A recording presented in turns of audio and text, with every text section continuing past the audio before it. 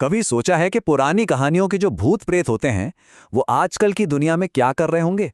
चलिए आज एक ऐसी बड़ी अनोखी दास्तान में गोता लगाते हैं, पेट्रोल पीने वाली चुड़ैल की कहानी। जरा सोचिए, एक सदियों पुरानी खून की प्यासी शक्ति और उसे अचानक आज के जमाने की कोई लत लग जाए तो क्या होगा? बस यही सवाल इस पूरी कहानी की जड़ है। तो हमारी कहानी शुरू होती है एक छोटे शांत से गांव में। यहाँ एक आदमी है जिसकी नई नई शादी हुई है और उसे एक ऐसा तोहफा मिला है जो उसकी जिंदगी पूरी तरह से बदलने वाला है।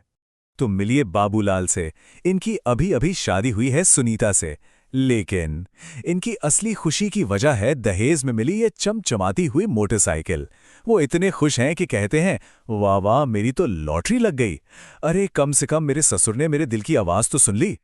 अब बाबूलाल की दीवानगी का आलम यह है कि अपनी शादी की पहली रात जहां दुल्हन सुनीता इंतजार कर रही है, वहीं बाबूलाल साहब बाहर अपनी नई नवेली बाइक को चमकाने में लगे हुए हैं।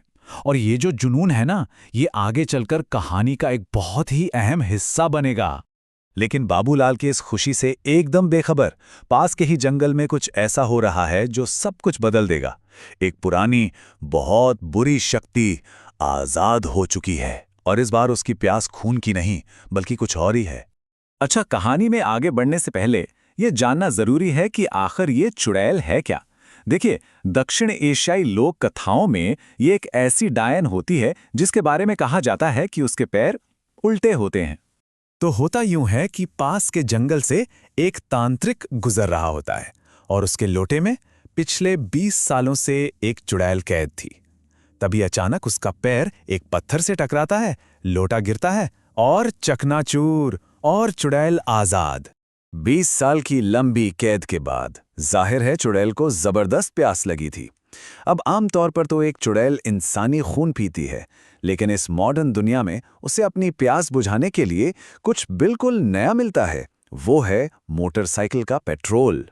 होता यह है कि एक मोटरसाइकिल वाला उसे देखकर डर के मारे अपनी बाइक वहीं छोड़ के भाग जाता है और बाइक से टपके हुए पेट्रोल को चखते ही चुड़ैल की आंखें चमक उठती हैं।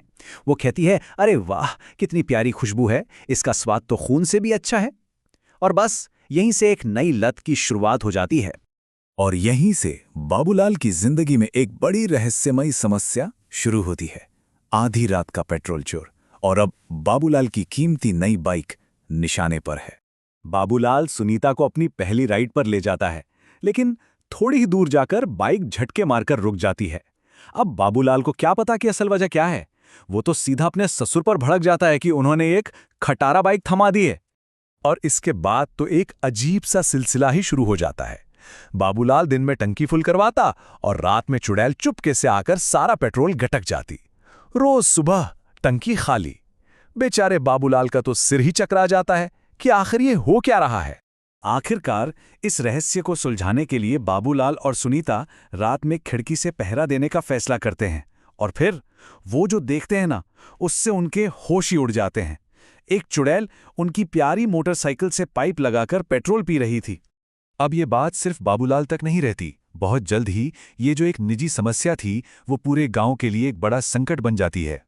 देखते ही देखते पूरे गांव में चुड़ैल की खबर फैल जाती है और सभी मोटरसाइकिल वाले परेशान हो जाते हैं। अरे भाई, एक तो पेट्रोल पहले ही 95 रुपये लीटर है, ऊपर से ये चुड़ैल रोज के रोज सारा पेट्रोल पी जाती है। ये गांव वालों के लिए एक बड़ा आर्थिक बोझ बन जाता है। तो इस रोज रोज के नुकसान से तंग आकर गांव वाले मिलकर एक योजना बनाते हैं। उनका लॉजिक बड़ा सीधा था, नो पेट्रोल नो चुड़ैल। अगर गांव में पेट्रोल ही नहीं होगा तो चुड़ैल अपने आप चली जाएगी। और इसी सोच के साथ सब अपने अपनी बाइक से पेट्रोल निकालने में जुट जाते हैं। लेकिन ये प्लान पूरी तरह से उल्टा पड़ जाता है। जब चुड़ैल को किसी भी बाइक में पेट्रोल नहीं मिलता तो वो गुस्से से पागल हो जाती है। वो गांव वालों के दरवाजे पीट पीट कर चिल्लाती है, खोलो दरवाजा, पेट्रोल नहीं तो अब मैं तुम सबका खून पीकर ही अपनी प्यास बुझाऊंगी। अब बात सिर्फ पेट्रोल चोरी की नहीं रही थी, अब तो जान पर बनाई थी। तो अब आते हैं कहानी के आखिरी हिस्से पर, गंगा जल की चाल। एक मॉडर्न राक्षस से लड़ने के लिए सदियों पुराने विश्वास के साथ एक शानदार प्लान बनाया जाता है। इस प्लान का जो केंद्र है वो है गंगा जल, यानी गंगा नदी का पवित्र जल।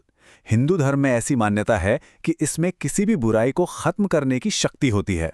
इस मुश्किल घड़ी में जब सबके सब डरे हुए थे, तब सुनीता एक बहुत ही चालाक योजना के साथ आगे आती है।